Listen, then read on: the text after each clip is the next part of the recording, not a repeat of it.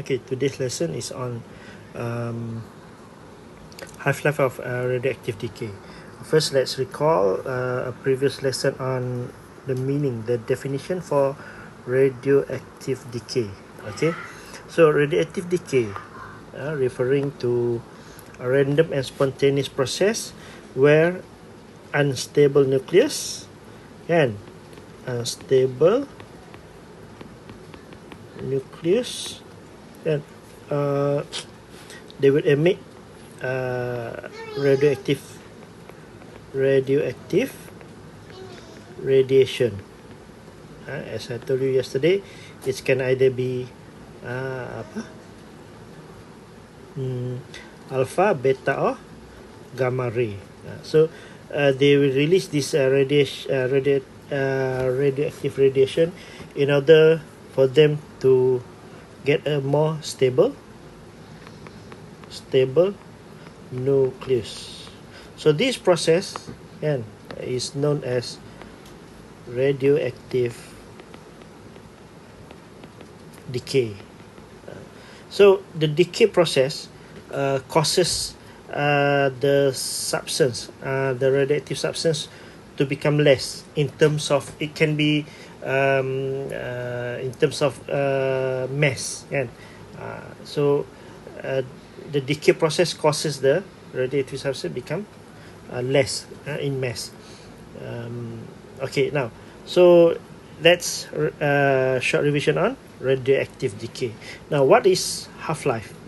And half-life of a radioactive decay, and normally we use a symbol T half like this. And so this symbol T half is actually the symbol for half-life. So the meaning of half-life is the time taken and for a number of undecayed nuclei to be reduced to half of its original value. And original value, it can either be, as I told you just now, it can either be in mass or maybe activity. And mass we can measure in gram or kilogram. Activity we can measure in becquerel unit. So the original size, for example, this is the original the undecayed nuclei, undecayed nuclei, the original mass, for example, 100 gram. So once they decay, so the time taken for this undecayed nuclei to form half of its original size. So if original size is 100 gram, original value is 100 gram. So once it start to decay from time to time, continuously decay, until it reach half of its original size. So this is the time taken for this process is T half ataupun half-life. Then if this 50 gram keeps on the decay process, they will reach half of its 50 gram, which is 25 gram. So this is another another half-life. So basically, radioactive decay is time taken for the number of undecayed nuclei to be reduced into half of its original number. Time taken for it to be reduced to half of its original number. So we look at this. For example, this substance, this radioactive substance, will take about 5 days for it to decay until it reach half of its original size. So 5 days is their half-life. So it took them half day to get to decay until half of its original size. So it's 5 days, another 5 days, another 5 days. So remember, that's the meaning of half-life. So look at this example. protactinium 234 decays to uranium 234, and with half-life of 5.2 hours. 5.2 hours. Half-life ni time taken, kan? Remember the terms half-life, time taken. So if it's time, it can either measure in second, minutes, hours, days, kan? That's the measurement for time. So now calculate the mass for Pa234 after 2.8 hours. So normally in the question they will provide original mass of 80 gram. So you know that the original mass is 80 gram. So to become half of its original size, it will take 5.2 hours, and given here because this is the half-life. So in order for this 40 gram to reach half of its original size, it will take another 5.2 hours. And so total of 10.4, and so on. And another 5.2 hours, and that's half-life. Then it'll be total of 15.6 hours. So after 20.8 hours, and so the original mass then will remain at 5 gram. So let's put it like this. Now this is the example from the textbook. Now we can simply put it like this in form of formula lah. So I come up with a formula, some sort of formula to how to do measurement of half-life. So number one, time and activity or mass. Kan? Activity or mass, this is the value. Kan? Activity or mass is considered as the value. So the first column shall be time plus half-life given. Column number 2 is activity or mass, bukan divide ya. Activity or mass divide by 2. Yeah. So this example over here, let's do this example before we start with some exercise. So protactinium Pa234 decays to uranium 234. I'm using the same examples from the textbook, but using I just changed some of the value lah. Now half-life is 5.3 hours. This is you can get this from your module, yeah. You can redo this in your module. So Pa234 will decay into uranium 234 with half-life of 5.3 hours. So calculate the mass after 37.1 hours. So time plus t half. So time, it should start with 0. And it should start with 0. Then you add up the value of half-life, which is 5.3. Then you add up another 5.3, it'll be 10.6. Add up another 5.3, it'll be 15.9. Add up another 5.3, it'll be 21.2 until you reach 37.1. Let's finish it up. Now 21.2 plus 5.3, 26.5. Am I right? No. 26.5 plus 5.2, 31.7. Betul ke saya buat ni? 31.7. Silap ni, 31.7 ni. And it's 31.7. So the question asks you to calculate the mass of Pa234 after 31.7 hours with its original mass of 400 gram. So this part, the first row, you just plus the half-life value, whereas for the second row you divide the mass, the original mass, to half, and because of half-life, right? So 200 gram, half of it is 100 gram,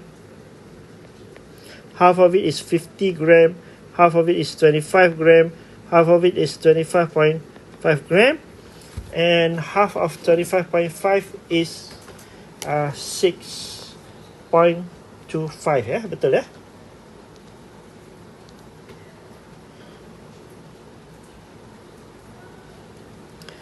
6.25 gram. So the answer is 6.25 gram. So later I'll show you some examples on how to calculate the half-life. Now, this is examples of we are using mass, and we are using mass as the value. So there's another example from the textbook. Instead of using mass, we can calculate the original value as in unit becquerel. Becquerel refers to activity. Remember, the unit becquerel means 1 becquerel equal to 1 decay. Now, look at this diagram. Graph of activity against time for radioactive substance P. So, 800 becquerel, dia ada bagi half-life tak? The graph of activity.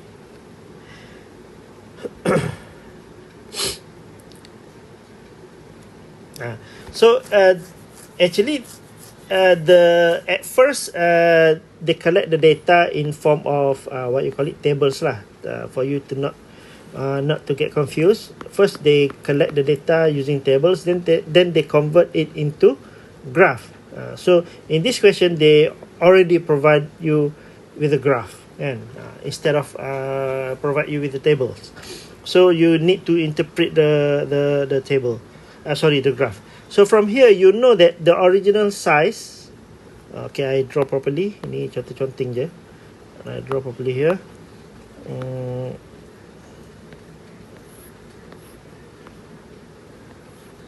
So the original ni activity activity time plus T half. Activity is 800. The original size is, why? Because it starts here. So 800 BQ, 800 becquerel. And then half of 800 is 400. Half of 400 is 200. Half of 200 is 100, and so on. Okay, now from here, remember this value, half of 800 is 400, and from the graph you can get the value of 40. So it start with 0. Remember I told you just now, start with 0 plus T plus half-life 40 second 40 second. Ni second, this is becquerel. And then another 40 second will be 80 second, and then another 40 it'll be 120 second, until kalau ini adalah 100. Okay, so the question, half-life of 4S is 40 second. So you can solve the problem using the tables method that I teach you just now, yang tadi tu from the module. Or you can also, if they given you the graph, you can find half-life, you can find half-life by plotting the graph here.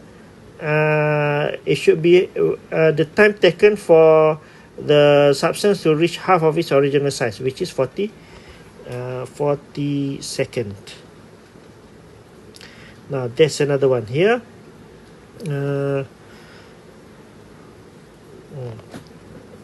So this question, they ask you to form the graph. They ask you to form the graph. Okay, you can I think you can look at it on your own, and you just simply plot from the table into graph, and then based on the graph, find half-life. So half-life activity is started with 120 becquerel. Half of it is 60. So the time taken for the substance to reach half of its activity is, under the graph, is 9 minutes. Okay, so I think it's quite simple, straightforward.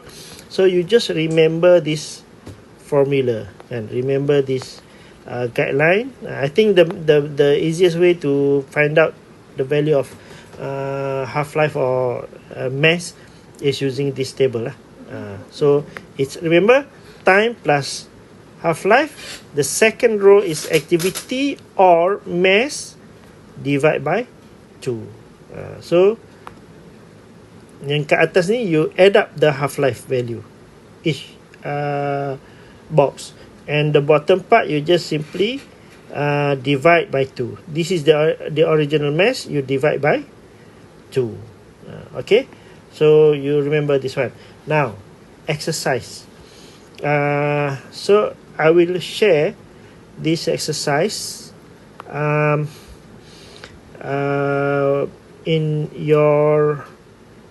our WhatsApp group. So I want you to do this all 1, 2, 3, 4, 5, and then I want you to write the answer, and you write the answer and send it into, you snap and send into through our assignment. I've created the assignment. The index is half-life exercise. Index half-life exercise.